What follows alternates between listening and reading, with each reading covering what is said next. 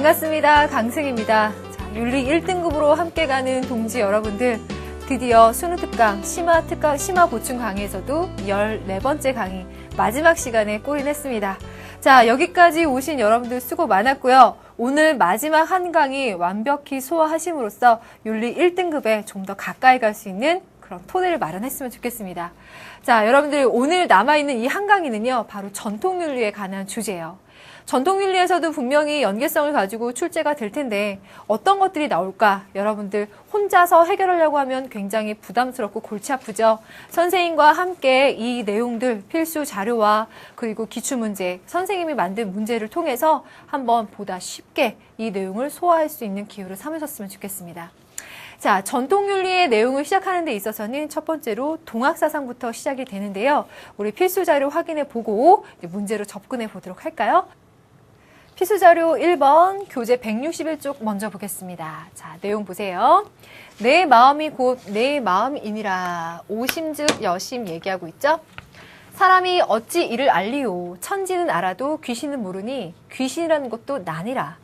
너는 무궁한도에 이르렀으니 닦고 단련하여 그 글을 지어 사람을 가르치고 그 법을 바르게 하여 덕을 펴면 너로 하여금 장생하여 천하에 빛나게 하리라.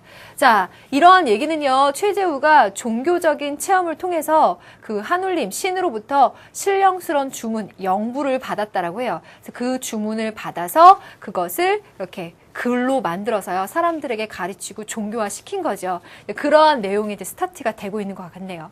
자, 오심즉 여심이 되려면 어떻게 해야 될까요? 시천주. 모든 이들의 마음에 천주를 모셔야 되겠죠. 그러면 그렇게 마음에 모셔져 있는 천주라고 하는 것이 동일하기 때문에 모든 존재자들의 평등과 어떤 동등성 이런 것까지 연결될 수가 있겠죠. 자, 그럼 다음 화면도 함께 보시겠습니다. 우리 돈은 무위이환이라.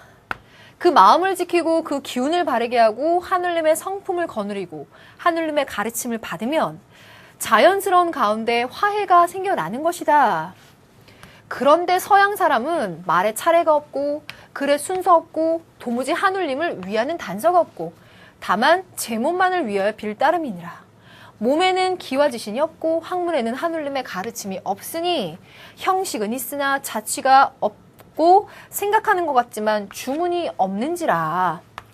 도는 허무한 데 가깝고 학문은 하늘님을 위하는 것이 아니니 어찌 다름이 없다고 하겠는가. 그래서 우리가 얘기하는 동학은 서학에 반대하고 비판적인 관점에서 동학, 그래서 우리의 동학은 서학에서 얘기하는 것과는 엄연히 다르다. 그리고 더 깊이 얘기하면요, 우리가 얘기하는 하느님이라고 하는 건 서학에서 얘기하는 하느님과는 또 다르다라는 설명이 있기도 합니다. 자, 다음 지문도 한번 보겠습니다. 내가 또한 동쪽에서 받았으니 도는 비록 천도나 학문인즉 동학이니라. 천도교, 동학 우리가 이렇게 얘기하죠. 하물며 땅이 동서로 나뉘었으니 서로 어찌 동이라 이르며 동을 어찌 서라고 이르겠는가. 공자는 노나라에서 나시어 추나라에서 도를 폈기 때문에 추로의 풍화가 이 세상에 전해져 온 것이거늘 우리 도는 이 땅에서 받아 이 땅에서 폈으니 어찌 가히 서라고 이름하겠는가. 동이라 이름, 동학이라 이름 할 수밖에 없겠죠. 그래서 최재우가 동경대전에서 밝힌 언급을 우리가 살펴봤습니다. 지금까지 이렇게 동학의 지문을 봤지만 사실 지금까지 출제되어 왔던 문제들을 보게 되면요, 지문상에서 한울림이라고 하는 결정적인 단서가 곳곳에 비춰짐으로써 여러분들이 동학 문제에 관해서는 크게 어려움을 느끼지 않으면서 풀었을 겁니다. 하지만 이 동학 문제라고 하는 것이 어떠한 관점에서 접근하느냐가 참 중요한 것 같아요. 주제를 뭘로 삼느냐인데, 지금 말씀드린 것처럼 천주를 모시고 있다는 점에서 모든 존재자들이 평등할 수 있다라는 관점에서 어떤 모든 존재자들의 평등성, 동일성, 그리고 그런 가치들을 얘기하는 문제들, 혹은 자연관으로까지 확대되는 문제들과 엮어서 한번 생각해 볼 수 있는 주제라는 생각이 듭니다. 그래서 선생님이 이것과 관련된 문제를 한번 만들어 봤는데요. 같이 봐주시겠어요? 다음 두 사상에 관한 설명으로 옳은 것 물어봤고요. 가와 나 두 가지 만들었습니다. 그럼 가번에서는 우리가 두 번째 봤었던 필수자를 활용했습니다. 우리 돈은 무위 이환이라 라고 하면서 한울림의 성품을 거느리면 화해가 생겨나는데 서학과는 다르다라는 언급을 하고 있어요. 그래서 동학이라는 거 알 수가 있습니다. 그래서 어떻게 하면 이 한울림을 빼볼 수 있을까 고민을 많이 해봤거든요. 그런데 이 단어 빼기가 참 힘들더라고. 아무리 편집을 해도. 그래서 그대로 써봤고요. 나번 갑니다. 음양설과 오행설을 기반으로 하고 주역의 체계를 주요한 논리로 삼으며 땅의 기람을 따르고 흉함을 피하는 것을 목적으로 한다. 이 사상은 우리나라에 도입되면서 죽은 자의 영안의 장소를 찾는 일까지 포함되게 되어 거의 독창적인 문화 현상으로까지 발전하게 되었다. 그럼 이 나번에서 얘기하는 건 뭘까요? 주역, 음양, 오행설을 바탕으로 해서 땅의 길함을 따르려고 하고 그것은 죽은 자의 묘자리를 찾는 데까지 발전하게 된 것. 바로 풍수지리 사상을 얘기해요.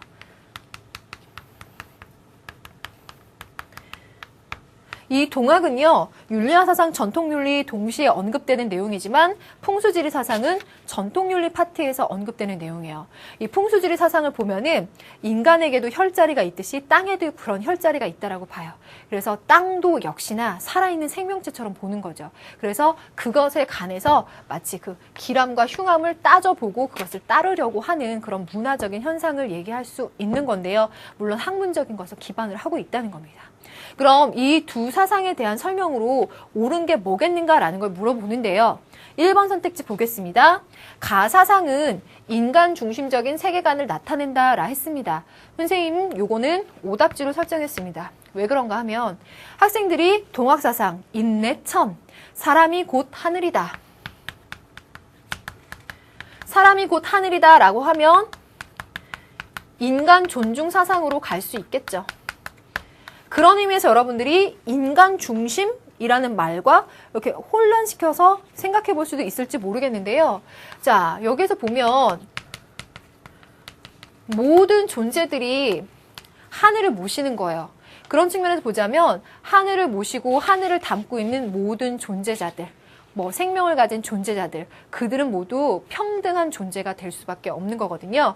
그래서 그것이 비단 인간을 중심으로 한 세계관이다라고 평가할 수는 없다라는 거예요. 그래서 1번 틀린 거고요. 2번, 가사상은 자연을 기계론적인 관점에서 파악한다. 이것도 역시 틀렸습니다. 기계론적인 관점이다라고 한다면 우리가 데카르트, 라메트리라는 사람을 언급했었죠. 전통윤리에서. 그런데 이러한 오답지를 설정할 수 있었던 것은 동학이나 풍수지리 사상 모두 동양적인 자연관에 전통해 있어요. 그런 점에서 본다면 서양적인 자연관이나 세계관은 상당히 다르다라는 점에서 오답지 설정했습니다. 3번 갈게요. 나 사상은 생명 간의 위계구조를 강조한다. 위계구조라 했습니다. 위계구조라는 말 상당히 많이 활용될 수 있죠. 위계구조는 생명 간의 우열을 가려야 됩니다. 그래서 윗부분에 해당되는 상위의 가치를 갖고 있는 존재자와 하위의 가치를 가진 존재자가 구별이 돼야 된다는 건데요. 나 사상은 어떻습니까? 땅마저도 생명이 있는 존재로 생각합니다. 그러니까 위계구조를 생각하는 것과는 거리가 멀죠. 그럼 4번 갑니다. 나 사상은 모든 존재 간의 차별 없는 사랑을 강조한다라 했는데요. 그렇다고 해서 나 사상을 차별 없는 사랑이라고까지 말할 수 있겠는가? 차별 없는 사랑은 목자의 겸해라는 점에서 나번과는 전혀 관계없다. 이렇게 생각해 주시면 되겠고요. 5번. 가와 나 사상은 공통적으로 인간과 자연의 조화로운 삶을 강조하는 것, 천주를 모시고 있는 모든 생명 가진 존재들의 평등성, 그리고 인간뿐만이 아니라 땅도 인간이 조화를 이루면서 함께 그것을 존중하며 살아가야 될 대상으로 봤다라는 점에서 인간과 자연의 공생, 공존을 얘기했다라는 점, 이걸 공통점으로 찾아볼 수 있을 것 같아요. 5번이라고 했습니다. 만약에 이런 것들을 선택지나 이런 거 조금 더 많이 손을 봐서 다듬는다면 더 완성도 있게끔 만들 수 있을 것 같은데요. 기본적으로 선생님이 전하고자 하는 의도가 뭔지 파악해 주시면 문제 찾는데 오류는 없을 것 같아요. 자, 그러면 이제 다음 지문으로 한번 가보도록 할게요. 유학의 이상적인 인간상 군자 나오죠. 우리 전통윤리 교과서를 보면은요, 여러분들 잘 안 보는 친구들 많겠지만, 윤리화 사상에서 강조하고 있었던 내용들을 전통윤리에서 굉장히 꼼꼼하게 보완할 수 있는 좋은 자료들이 교과서에 상당히 많이 있어요. 그걸 만약에 못 보신다면, 우리 수능 특강 자료라도 꼭 보시라고 얘기하고 싶은데요. 군자의 특성과 소인의 특성을 대비시켜서 얘기를 해줘요. 그래서 소인은 어떤데 그에 비해서 군자는 어떻다라고 하면서 이상적인 인간상, 삶의 자세, 삶의 태도와 연관해서 이런 것들을 문제로 엮어갈 수 있습니다. 그런 점에서 보시면 첫 번째, 군자는 의에 밝고 소인은 이익에 밝다라 했어요. 그럼 이 내용을 조금 연결시켜서 보자면 유학에서는 의주, 리종, 견리사의의 경제적인 관념을 갖고 있다라고 말할 수 있어요.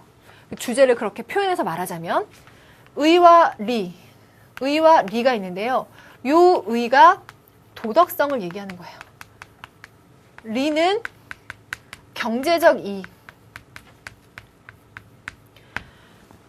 유학에서 경제적 이익 자체를 추구해서는 안 된다라고 못박아 말하진 않아요. 절대 그렇지 않거든요. 공자와 맹자의 언급들을 보면 분명히 백성들의 편안한 삶을 보장해 줘야 된다라는 그런 의도가 보입니다. 하지만 그들이 얘기하는 경제적 이익이라고 하는 것은 항상 도덕성이 밑받침이 된 것, 도덕성이 전제된 것, 그리고 그런 경제적인 편안함이 궁극적으로는 도덕성을 구현하기 위한 그냥 수단이 되는 것. 즉, 목적, 궁극의 목적은 도덕성이 되는 것을 항상 밝히고 있는 거예요. 첫 번째 지문 자체는 여러분들은 그냥 쉽게 읽혀질 수 있겠지만 여러분들 이것을 유학의 경제관까지 연결시켜서 이익 자체를 나쁘게 보는 것은 아니지만 도덕성에 근거한 이익을 이들은 추구한다라는 걸 알아두셨으면 좋겠고요. 두 번째, 군자는 잠시라도 인을 벗어나서는 안 된다. 인 뭐였죠? 인간의 내면적인 도덕성, 사람다움, 그리고 사람다운 사람이 하는 사랑의 정신이라고 얘기할 수 있었어요. 군자는 말은 더디지만 행동은 민첩하기를 원한다. 말을 함부로 하지 않고 행동으로 옮기는 자. 인간다운 덕을 중시하고 재물을 중시한다. 첫 번째 내용과 상통하고 있죠. 마지막, 군자는 이 세상에 적당한 것이 없고 정한 것이 없으며 오직 의를 쫓아서 의와 함께 살아간다 라고 해서 유학에서 얼마나 도덕성을 강조하고 있는지 알 수가 있습니다. 자, 이러한 내용을 바탕으로 해서 유학의 이상적인 인간상 군자 여러분들 확인해 볼 수 있었을 거고요. 자, 선생님 여기 이 부분에서 방금 지웠는데 유학에서 말하는 경제관과 연결시켜서 이 마지막 지문도 한번 봐주세요. 부귀라고 하는 건 모든 사람이 원하는 거다. 그러나 올바른 방법으로 얻은 것이 아니거든 자기 것으로 삼지 말라. 이 말을 잘 보세요. 부귀를 추구하지 말라는 게 아니라 옳은 방법으로 추구하라는 거야. 도덕적인 방법으로 추구해라 이 얘기입니다. 반면 빈천은 누구나 싫어한다. 그러나 자기 잘못이 아닌데 빈천하게 되었더라도 남 탓을 하지 말아라 라고 얘기합니다. 그래서 소인과 군자의 자질을 비교해보면요. 소인 같은 경우에는 모든 이유의 원인을 내 바깥에서 찾아요. 남 탓하고 외부적인 요인을 이유를 드는 사람들이 소인인 반면에 군자는 그 이유를 자기에서 찾는 사람 이렇게도 나와 있습니다. 군자가 인에서 벗어나고자 어찌 군자라는 이름을 이루랴. 도덕성이 중요하다. 군자란 밥 먹는 짧은 시간에도 인을 벗어나지 않으며 황당하고 당혹한 때에도 인을 실천한다. 인이라는 게 계속 강조되고 있어요. 네가 부귀를 추구하는 것 자체는 인간의 기본적인 성향이라고 하더라도 거기서 도덕성을 절대 잊지 말아라 라고 하는 입장이 견지되어 있습니다. 자, 요 정도 내용 확인했고요. 그러면 우리 수능 문제, 기출문제 하나 풀어보면서 전통윤리 문제에 대해서 접근해 보도록 하겠습니다. 발문 보세요. 선생님 항상 말씀드리지만 고대 중국 사상가라고 하는 범주 잡아줬고요. 하늘에 대한 관점으로 옳은 것은 그래서 천, 도라고 하는 건 전통윤리를 근거로 한 소재라고 볼 수 있어요. 물론 윤리와 사상 잘 푸셔도 할 수는 있습니다. 자, 갑. 도가 장체 시행되는 것도 하늘의 명이다. 천명을 강조하고 있어요. 천명이 2번 언급됩니다. 어디죠? 유학이에요. 이 천명이라는 말은 굉장히 잘 활용이 되니까 유학과 연결시켜서 딱 자리를 잡아두시면 좋을 것 같고요. 하늘의 뜻에 따르는 사람은 서로 차별 없이 사랑하고 서로 이로움을 나누니 반드시 하늘의 상을 받을 것입니다. 차별 없이 사랑해라.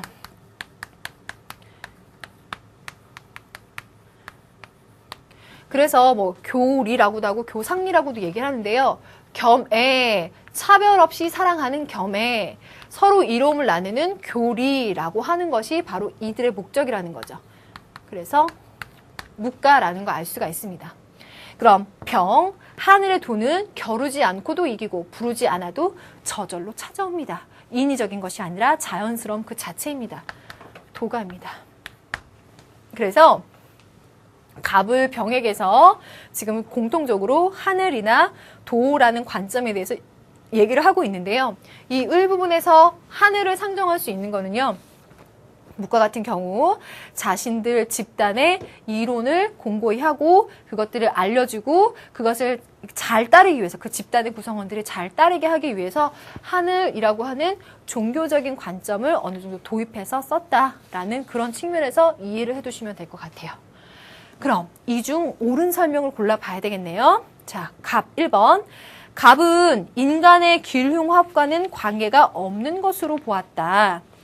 기륭화복과 관계없는 것으로 본 것은 오히려 도가, 병의 입장일 거예요. 육아에서는요. 하늘이 인간사를 바라다 보면서 그 하늘의 뜻을 천명, 여기서 밝히는 천명이나 천도를 따르는 자에게는 상을 내리고 그렇지 않은 자에게는 벌을 내립니다. 그러니까 기륭화복과 관련이 돼요. 갑의 입장에서는. 자, 2번 갑니다. 법으로서 사회질서 유지하게 하는 것은 법과겠죠. 묵가 아닙니다. 빼주고. 3번. 병은 인위적인 선악과 관련 없는 자연 그 자체로 보았다. 인위적인 선악과 관련 없는, 즉 무의자연적인 선악과도 관련이 없다. 자연법 그 자체다. 그래서 선악과 관련을 시키면 유학에서 말하는 도덕적이고 윤리적인 관점에서의 하늘이 돼요. 하지만 도가 사상에서는 선악과 관련이 없는 자연 그 자체로 파악을 한다. 이렇게 해야 3번 명확히 맞죠. 그럼 4번 선택지 가겠습니다. 갑과 병은 3번이었고요. 갑과 병은 인간 사회 제도와 규범의 근원으로 간주했다. 사회제도 규범의 근원으로 얘기하는 것은 갑이라고 얘기할 수 있겠어요. 왜? 천도, 천명을 인간이 따라야 되니까 천도가 인간에게 내재되어 있고 그것을 따라라 라고 얘기한다는 측면에서 말할 수 있을 거고요. 병이 틀린 이유는 보이시죠? 사회제도, 규범이라고 하는 건 무의자연의 측면에서는 참 억지스러워 보일 거예요. 그래서 얘를 추구하지 않을 겁니다. 병은요. 자, 그럼 5번 갑니다. 을과 병은 위민, 민본을 권장하는 주제자로 생각한다. 위민, 민본 사상으로 연결되는 것은 육아적인 측면에서의 정치로 연결이 되겠죠. 정답은 3번만 적합합니다. 자, 이렇게 해서 문제 하나 풀어봤고요. 이러한 것들은 끊임없이 등장하고 있으니까 철저히 복습해 두시는 것이 좋아요. 자, 그럼 다음번 필수 자료로 도가의 도에 대해서 한번 보도록 할게요. 지금 방금 문제가 천이라고 했는데 도라고 하는 주제 상당히 중요합니다. 노자라고 밝혀져 있죠. 도가에서 말하는 도일 텐데 도라고 일러지는 도는 참다운 도가 아니고 이름으로 불러지는 이름은 변함없는 이름이 아니다. 그래서 이 첫 문장만 보면 노자의 가장 유명한 말이기도 하죠. 도라고 일컬어서 우리가 말할 수 있는 건 참다운 도가 아니다. 도가도 비상도. 그리고 그걸 이름으로 굳이 붙여서 말한다고 하면 우리가 정말 말하려고 하는 그 이름도 되지 않는다. 요 얘기는 뭘까요? 도라고 하는 거는 인간들의 인식, 지식, 언어, 초월한다. 이런 의미에서 이해를 해두시면 될 거예요. 자, 그 다음 이름조차 없다라고 함은 너무 근본적이어서 그래요. 하늘과 땅의 시작, 그리고 만물의 어머니이기 때문에. 그러므로 항상 욕심이 없으면 그 오묘함을 볼 수 있고 항상 욕심이 있으면 물질의 세계를 볼 수 있다. 이 두 가지는 한 가지 도에서 나와 이름이 달라졌으니 현묘하다 이르리로다. 현묘하고도 현묘한 것이요 만물이 쏟아져 나온 문이로다 라고 말하고 있습니다. 그래서 여러분들 도가 사상에 의하면 무욕한 삶을 추구한다라는 거 여러분들 강조점으로 알고 있을 겁니다. 이걸 통해서 현묘한 도를 파악하며 살아가는 것, 그 경지에 이르르는 것을 이상적인 삶으로 추구하고 있죠. 도가가 설정하는 도는 그런 의미에서 이러한 특성들을 찾아낼 수 있는데요. 다음 장자는 그 도를 어떻게 설명했는지 볼까요? 장자 같은 경우에는 선생님이 본강에서 말씀드린 적이 있는데요. 뭐 꼭 여러분들에게 어떤 방법을 얘기 드리기보다는 일반적으로 비유적인 표현이 많이 나와요. 그러므로 그것을 명백히 하기 위해서 풀줄기와 큰 기둥, 문둔병 환자와 미인 서시를 대조해 보인다면 뭔가를 대조해서 보자. 그렇다면 매우 개의하고 야릇한 대조이지만 참된 도의 입장에서는 다 같이 하나가 된다. 우리 눈에 봤을 때는요, 풀줄기, 큰 기둥이라고 하는 것은 엄연히 달라 보이고, 문둥병 환자, 미인 서신, 예를 들어 아름답다, 미, 추라는 식으로 대조해서 시비, 선악, 미추, 대소 이런 식으로 대조되는 관점으로 무엇을 바라보게 된다는 거예요. 하지만 우리가 도의 관점에서 보면 모든 것은 다 하나다. 그런 차별과 차이는 전혀 의미가 없다라는 겁니다. 한쪽에서의 분산은 다른 쪽에서의 완성이고 한쪽에서 완성은 다른 쪽에서의 파괴다. 모든 사물은 완성이건 파괴건 다 같이 하나다. 다만 도에 다다른 자만이 다 같이 하나임을 깨달아서 자기의 판단을 내세우지 않아. 사물을 평상시에 자연스러운 상태 속에서 맡겨둔다. 다 같이 하나다. 재물, 무라일체. 그럼 이 경지로 가기 위해서 중요한 것은 자기의 판단을 버리는 것, 내세우지 않는 것, 그걸 통해 가능하다는 겁니다. 그럼 자기의 판단은 무엇을 통해서 나오느냐? 감각적으로 판단하고 이를 통해서 편견과 선입견이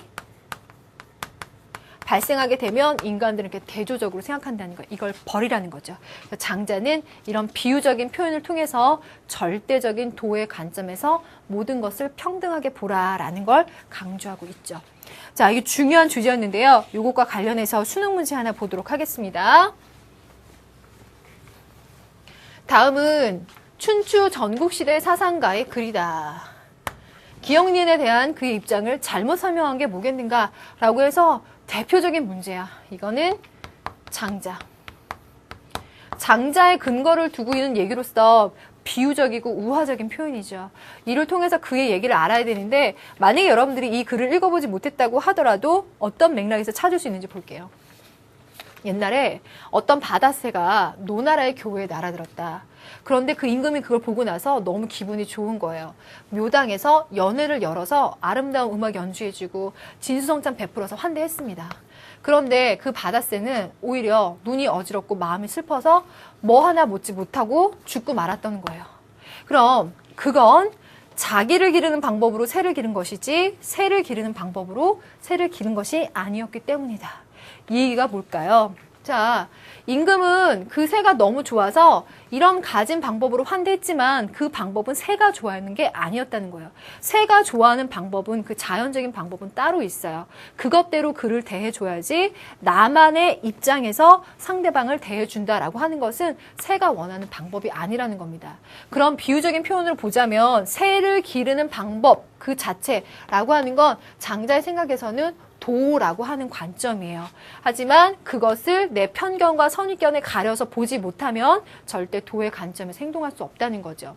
그럼 1번 기억은 주관적 지식의 확실성에 얽매여 있다. 이 말은 상당히 축약하고 다듬었을 거예요. 이런 선지가 나오기 위해선 시간이 꽤 걸렸을 텐데 주관적 지식의 확실성에 얽매여 있다라고 하는 건 내 주관적인 판단, 선입견, 편견에 사로잡혀 있어서 내가 이렇게 해주면 새도 좋아하겠지 라고 행동하고 해줬기 때문이다 라는 해석이에요.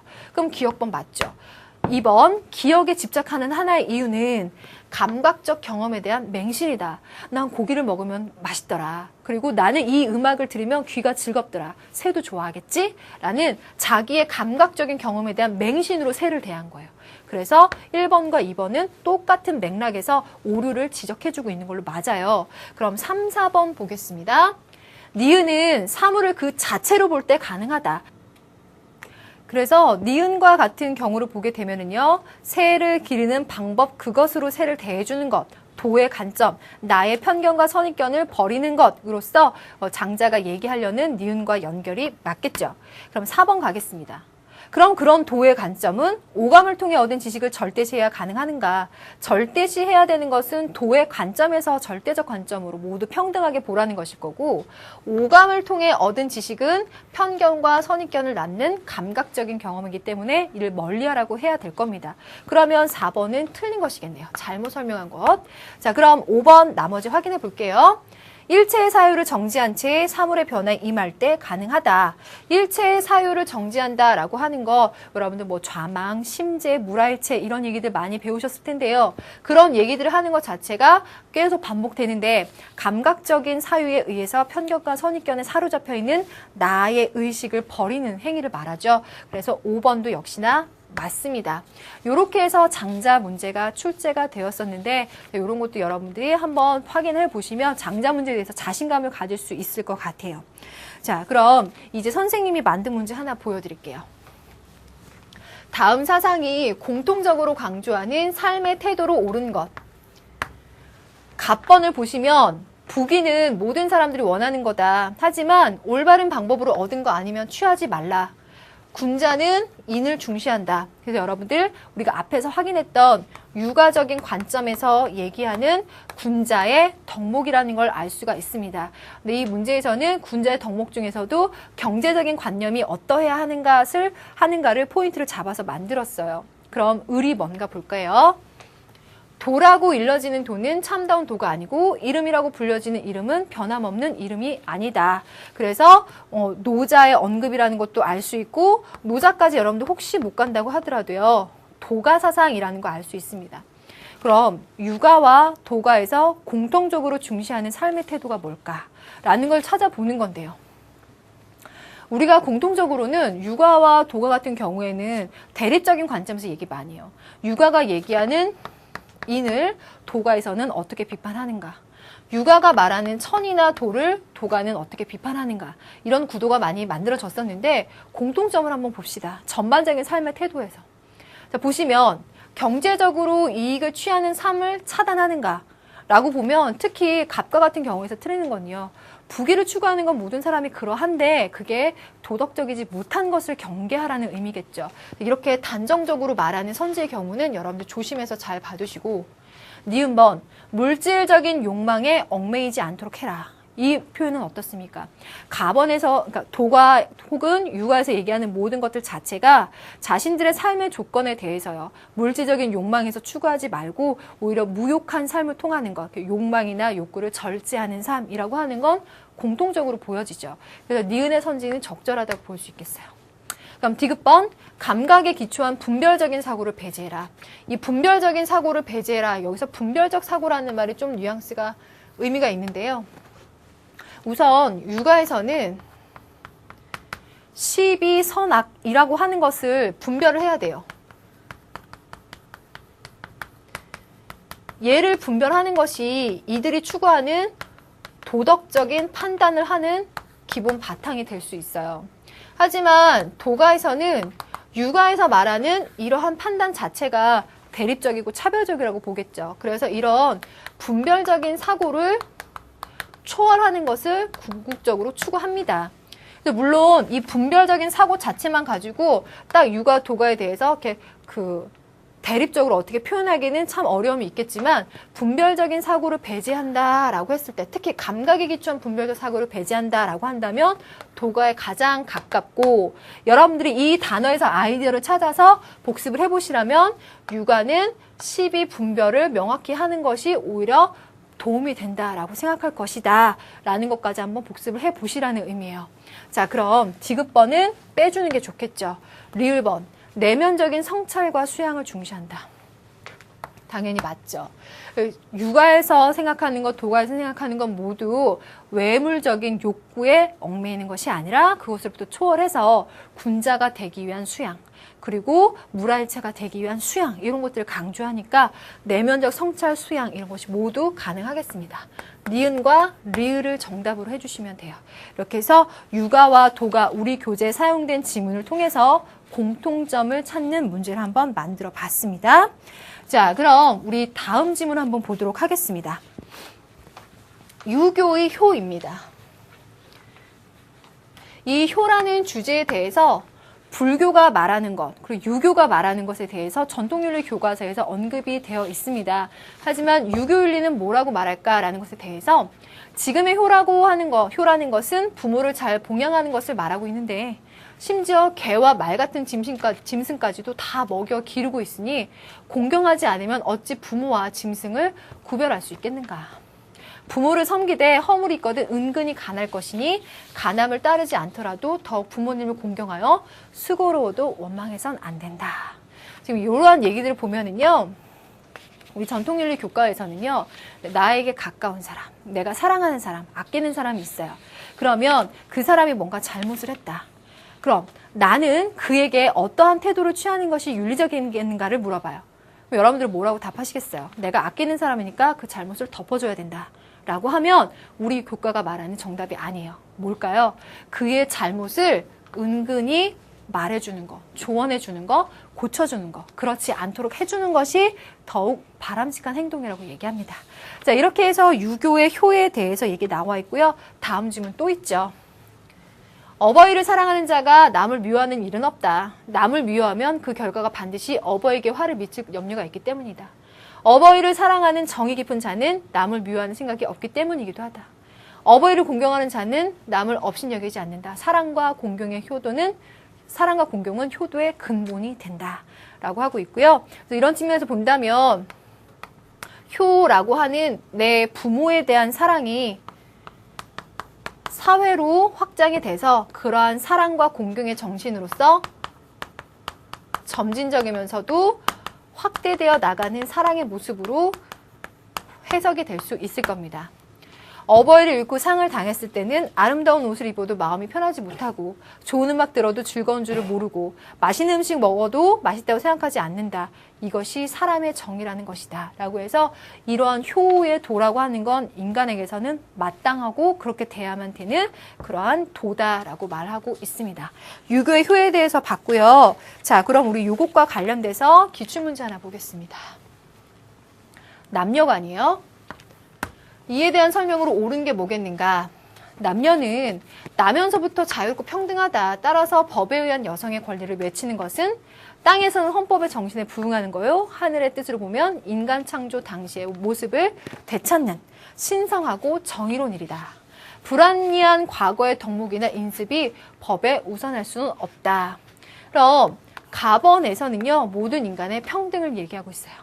나번은 남녀 관계는 음양의 관계와 같다. 상대적인 성격을 지니고 있는 음양이 서로 의존하고 보완하는 관계를 맺고 있는 것과 같이 남녀 역시 서로 보완해주는 관계다. 라고 말하고 있습니다. 자, 그럼 문제 한번 선택지 한번 보도록 하겠습니다. 가와 나에 대한 설명으로 옳은 것이 뭐겠는가라고 하고 있는데요. 자, 가의 밑줄 친 예로 부부 상경을 들 수 있다. 부부 상경, 부부가 서로 존경한다라는 얘기예요. 부부가 서로 존경하는 것은 가에서 밑줄 친 과거의 불합리한 관습이라고 볼 수 없겠죠. 틀렸습니다. 자, 그럼 2번 가는 남녀의 성적 차이를 차별의 근거로 인정하지 않는다라고 했습니다.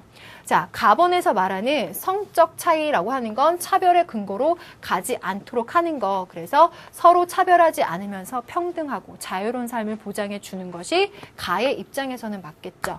그럼 3번 나는 여자를 불완전한 남자로 보고 남자와의 조화를 강조한다 라고 했습니다. 여자를 불완전한 남자로 보는 것은 서양 윤리에서 언급이 되는, 그러니까 전통 윤리에서 서양 윤리학자가 이런 언급을 했었다라고 나오는 부분인데요. 자, 이 부분 이제 그렇게 보기 때문에 남자와의 조화를 강조한다라고 하는 거 틀렸죠. 그 다음 4번. 남녀 각각에게 적합한 성 역할이 따로 있다고 보지 않는다. 음과 양이 엄연히 다르듯이 차이가 있듯이 남녀의 성 역할에 엄연한 차이는 있습니다. 그것이 차별이 되지 않도록 해야 된다는 의미겠죠. 그래서 그 역할 자체는 따로 있다라고 봐야 됩니다. 5번. 가는 남녀를 상대적이고 배타적인 관계로, 나는 상호 보완적인 관계로 본다라고 했는데요. 가와 나 모두 서로 상대적이면서도 조화를 이루는 관계를 보자. 배타적인 관계다라고 하는 말 틀렸습니다. 정답은 2번이라고 선택하시면 되겠죠. 남녀 간에 가는 것도 역시나 전통윤리에 관련된 주제라고 볼 수 있어요. 자, 그러면 다음 주제 한번 보도록 할게요. 맹자의 민본주의 사상은요, 우리 전통윤리에서도 강조되는 주장 중에 하나입니다. 그래서 특히 맹자의 여민동락이라고 하는 용어가 문제에 출제된 바가 있는데요. 이 내용을 쭉 읽어보시면 이런 내용이에요. 자, 어떤 왕이 나도 백성을 보호할 수 있겠냐라고 물어보니까 맹자가 대답하기를 이렇게 얘기를 해요. 왕이 당상에 앉아 있는데 소를 몰고 아래로 지나가는 자가 있어서 왕이 물어보니까 너 소를 어디를 끌고 가니? 그랬더니 그 사람이 말하길 소의 피를 내서 제사를 지내려고 이 소를 끌고 갑니다 라고 말한 거예요. 그랬더니 왕이 놔줘라, 불쌍하다, 이런 거예요. 그랬을 때 그러면 그 제사를 안 지내도 되나요? 라고 했더니 그러면 그 제사를 안 할 수는 없으니까 양으로 바꿔라 라고 대답을 했었다는 거예요. 그 예를 들어서 다음 지문을 읽어보면요. 맹자는 다음과 같이 말했다. 당신이 그런 마음이라면 좋게 왕노릇을 할 수 있습니다 라고 하면서 지금 왕의 은혜가 그 소에게까지 미쳤는데 백성에게까지 이르지 못하는 이유는 왕께서 은혜를 베풀 수 없기 때문이 아니라 은혜를 베풀지 않기 때문이에요. 당신은 분명히 그걸 할 수 있어요 라는 건데요. 여기서 말하는 이러한 마음이라고 하는 건 이거예요. 소가 아무 이유 없이 끌려가서 죽음을 당하고 그래서 그렇게 제사에 쓰여지는 것을 보며 불쌍하다라고 여겼죠. 측은지심을 갖고 있어요. 그러한 마음이 당신에게 있다면 그 마음을 갖고 백성들을 불쌍히 여기고 은혜를 베푼다면 당신은 충분히 백성들을 보호하는 왕도 정치를 할 수 있습니다 라는 그런 맥락입니다. 그래서 양해왕 상편에서 맹자의 민본주의적인 사상을 알 수 있는 지문들이 많이 활용이 돼요. 자, 그러면 이것과 관련돼서 문제 하나 보도록 할게요. 다음 두 사상에 관한 설명으로 옳지 않은 거 물어보고 있습니다. 군주는 국가에 의존하고 국가는 백성에 의존한다. 국가는 선비를 우대해야 된다. 그럼 이 중에서 군주, 국가, 백성 중에 백성이 가장 중요하죠. 민본 정치. 사람이 부를 추구하는 건 당연하다. 다만 부를 추구하는 마음이 바랄 때 사욕을 막아 성에 어긋나지 않도록 해야 된다. 그래서 경제적인 이익을 추구하는 것은 나쁘지 않지만 이것이 도덕성에 위배되지 않도록 해야 된다라고 하는 육아사상이에요. 육아사상에서도 민본정치로 가니까 여러분들이 어느 정도 범주를 정할 수 있을 거고요. 나번 같은 경우는 실학이죠. 자, 그럼 1번. 가는 민본과 위민의 정치사상 표방했다. 설명 더 안 해도 오케이 하시겠죠. 2번 가겠습니다. 가는 의의 추구가 이의 증진에 기여함을 강조한다. 요 말 잘 보시면요. 도덕성을 추구하면 경제적 이익이 증대된다. 그럼 이 사람이 원하는 것은 경제적인 이익을 추구하기 위해서 도덕성이라고 하는 것을 인정하는 얘기예요. 그럼 어때요? 경제적인 이익은 수단이 돼야 하고요. 도덕성은 그 자체가 목적으로 궁극의 것으로 설정이 돼야 되는데요. 얘 같은 경우에는 이익 증진이라고 하는 것이 목적이 되고 있는 관계가 됩니다. 2번 틀렸어요. 그럼 3번 갑니다. 나에 의하면 인간은 욕구를 발현하여 충족시켜 나가는 존재다라고 했습니다. 어때요? 실학적인 인간관에서는 인간의 욕구를 삶의 원동력으로 긍정하죠. 4번 가겠습니다. 나는 가의 신분관에 대해서 비판적 입장을 갖고 있다. 기존의 유교적인 신분관에 대해서 실학이 그것이 사회에 도움이 되지 않는다라는 관점에서 비판적 관점 가질 수 있을 겁니다. 5번 갈게요. 가와 나는 궁극적으로 도덕 공동체를 지향한다라고 했습니다. 어때요?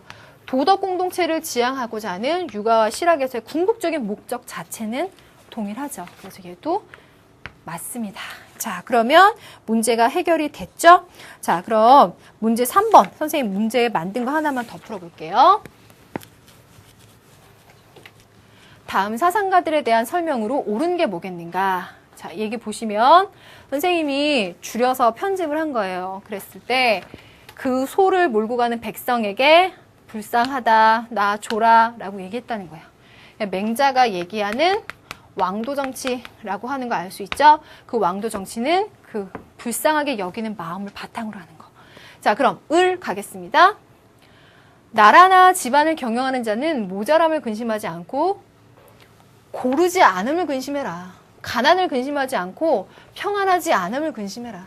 대개 고르면 가난하지 않고 화목하면 모자라지 않으며 평안하면 기울지 않기 때문이다. 이런 까닭에 먼 곳의 사람들이 복종하지 않으면 문덕을 닦아서 오게끔 하고 이미 왔으면 평안하게 해줘라. 을을 얘기를 보니까요. 어때요? 그 나라의 부가 고르게 분배될 수 있도록 고려해줘라. 그러면 모두가 다 평안하게 살 수 있다. 그럼 고르게 분배되는 것을 중시하는 대동사회. 또 이러한 언급이 있었던 공자의 출처에서도 찾아볼 수가 있겠죠. 그럼 이 두 사상가에 대한 설명으로 옳은 것을 찾아본다면 선택지 보겠습니다. 백성들의 생활을 안정시킬 수 있는 정책을 마련해야 된다. 경제적인 밑바탕은 만들어줘라. 그래서 맹자 같은 경우에는 무항산, 무항심 여러분들 잘 알고 계시죠? 요거 기억하시면서 당연히 맞다.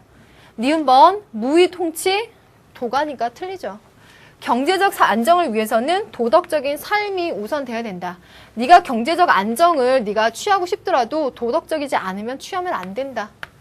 리을변 경제적 효율성을 높이기 위한 제도를 시행해야 된다. 이들이 경제적으로 백성들을 편안하게 해주라고 얘기해 주지만 이것 자체를 위한 제도를 시행해라 라는 언급이 있다고 볼 수는 없겠죠. 그래서 기억과 디귿으로 대답을 해주시면 되겠어요. 자, 그러면 오늘의 마지막 주제와 문제를 보도록 하겠습니다. 마지막 주제는 우리 본 강의에서 가이아 이론에 대해서 벌써 말씀드린 적이 있어요. 그래서 추려왔습니다. 가이아 가설에 의하면 우리는 더 큰 한 실체의 일부분이야. 우리 운명, 인류의 운명은 단지 우리가 우리 자신을 위해 무엇을 할 수 있는지 뿐만 아니라 가이아라는 전체 집단을 위해서 무엇을 할 수 있는지에 대해서도 크게 의존하고 있어. 만약 우리가 가이아를 위험에 빠뜨리면 그 역시 우리에게 뭔가 위협을 줄 수도 있어 라고 보는 가이아 이론. 중요하죠. 그 서양의 자연관의 문제점을 바탕으로 해서 그 대안적인 시각을 찾아보는 중요한 문제인데요. 어떻게 문제가 나왔길래 한번 봅시다. 다음 글은 어느 사상가의 관점인데 기억에 담긴 주장으로 가장 적절한 거. 뉴턴 이래로 물리학자들은 모든 물리 현상이 고립된 입자들의 특성으로 환원될 수 있다고 미뤄왔다. 그래서 이건 전통론에서 얘기하는 환원주의의 문제점을 지적하고 있습니다. 이와 같이 고전 역학에서는 부분의 특성과 움직임이 전체를 결정한다고 보지만 양자역학에서는 전체가 부분의 움직임을 결정한다고 본다. 이런 관점의 전환을 바탕으로 새로운 세계관을 모색해서 환경 위기를 해결해야 된다. 그러니까 고전의 역학에서는 부분을 파악해서 전체를 결정해버리는 시각을 갖고 있었어요. 그게 바로 환원주의적 관점의 문제점이라는 거예요. 하지만 이제는 관점을 바꿔서 전체가 부분으로 움직여지는 그 전환점을 갖고 온 그런 새로운 세계관을 바탕으로 본다면 1번 부분에 대한 이해를 통해 전체 시스템의 역동성을 이해한다. 이게 잘못됐다는 거잖아요. 부분이 전체를 결정한다고 보는 시각이 바로 1번 문제적 시각이죠. 그럼 2번 가겠습니다. 근대 물리학의 실체론적 자연관의 기초에서 문명사적인 위기에서 벗어나야 한다라고 말하고 있습니다. 요것에 근거해서라고 말하면 또 틀린 거죠. 그럼 3번 갈게요. 인간의 존엄성을 모든 가치의 근원으로 어때요? 인간 중심적인 사고죠. 예, 역시 잘못됐습니다. 4번 가겠습니다. 인간의 생명을 그물에 연결된 존재로 인식하려는 정신적 자각. 그래서 관계 그물망으로서 보는 시각의 전환. 그래서 뭐 케프라의 이론 같은 것을 생각해 보신다면 4번 상호 의존적인 존재로서 파악할 것 맞죠? 그럼 5번 가겠습니다. 모든 것을 일정한 방식으로 존재하도록 하는 인과적 필연성을 과학에 의해서 규명해라. 과학 만능주의에 빠질 수 있겠죠. 5번도 역시나 적절한 대안이 되지 않습니다. 자, 그럼 중요한 이런 주제를 우리가 선생님이 어떻게 다시 문제를 만들었는지 한번 봐보실래요? 오늘의 마지막 문제예요. 보시면 다음의 두 사상이 비판할 견해로 옳은 것은 이들에 대해서 아시고 이들이 반대할 견해가 뭔지 봐야 되는데요. 자, 이 가번은요. 가이아 이론이라는 거 우리 교재의 지문을 활용했습니다. 그럼 나번 보시겠습니다. 동양적인 사상, 더 일반적으로 말하면 신비적인 사상이 현대의 과학 이론에 일관성 있고 적절한 철학적 배경을 마련해 준다. 이와 같은 세계 이념 속에서라야 인간의 여러 과학적 발견이 정신, 종교적인 믿음과 완전히 조화될 수 있다. 그래서 이 개념의 기본적인 주제는 전일성, 상호 연관성과 본질적인 역동적인 우주다. 우리가 미지 세계에 더 깊이 들어갈수록 우리는 어떻게 현대 물리학자들이 동양의 신비주의자처럼 이 세계를 불가분 상호작용 운동의 구성 문제로서 이루어지는 한 체계로 보는가를 깨달을 수 있다. 그래서 요거는 케프라의 신과학운동에서 살펴지는 내용이라고 볼 수 있습니다. 그러면 가이아 이론이나 케프라 이론 모두 다 지금까지 지금까지 서양에서 가져왔던 자연관의 문제점을 비판하고 있는데요. 그런 관점에서 본다면 선생님 지금 동그라미 친 부분 굉장히 중요하고요. 그런 관점에서 기계적인 운동, 기계론적인 자연관으로 해석하려고 하는 것에 대한 비판적인 시각을 갖고 있어요. 그렇죠? 비판적으로 보는 건 기억. 그리고 인간은 동물과 마찬가지로 정교한 기계다. 라고 하고 있는 데카르트에 영향받은 라 메트리의 이론. 이것도 역시 이들이 보는 비판적인 견해예요. 그럼 자연과 조화롭게 살아가자. 자연은 상호 의존적이다. 인간은 그 속에서 살아가는 거다. 디귿과 일률은 이들이 긍정하고 옹호하는 입장이고 기억과 니은이 비판하는 견해라는 거예요. 그래서 구도를 바꿔서 이렇게 문제를 만들어 봤습니다. 자, 그럼 여러분들 오늘 심화 보충 강의에서 선생님이 얘기하고자 하는 전통물리의 주제들을 모두 다 말씀을 드렸어요.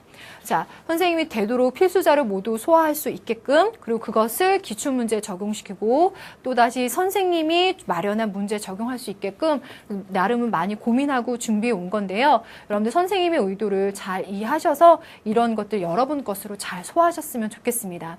자, 여기까지 우리 수능 특강 윤리 또 심화 보충 강의 마무리가 됐고요. 자, 마지막 인사를 여러분들께 드리려고 합니다. 자, 여러분들 우리 56강 마무리하면서 케이크 하나 준비했습니다. 케이크 위에 촛불 하나 올려져 있죠. 이 촛불 하나의 의미는 여러분들이 마지막에는 꼭 1등급이 되셨으면 좋겠다라는 선생님의 염원이 담겨 있습니다. 자, 이 염원은요 56강 동안 고스란히 다 담았는데요. 1월 중순부터 지금까지 한 4개월 동안 많이 노력하고 고민하고 잠 못 자면서 많은 걸 쏟아부었어요. 자, 이 56강에 담겨있는 그런 선생님의 마음을 여러분들이 부디 열린 마음으로 잘 가져가셨으면 좋겠어요. 그래서 여러분들에게 조금이라도 한 가지라도 더 도움이 될 수 있는 강의가 되었으면 좋겠습니다. 선생님의 그러한 진심을, 열정을 여러분들이 꼭 알아주셨으면 좋겠어요. 자, 그래서 여러분들도 부지런히 달려서 완강하시고 선생님에게 반가운 인사 남겨주셨으면 좋겠고요.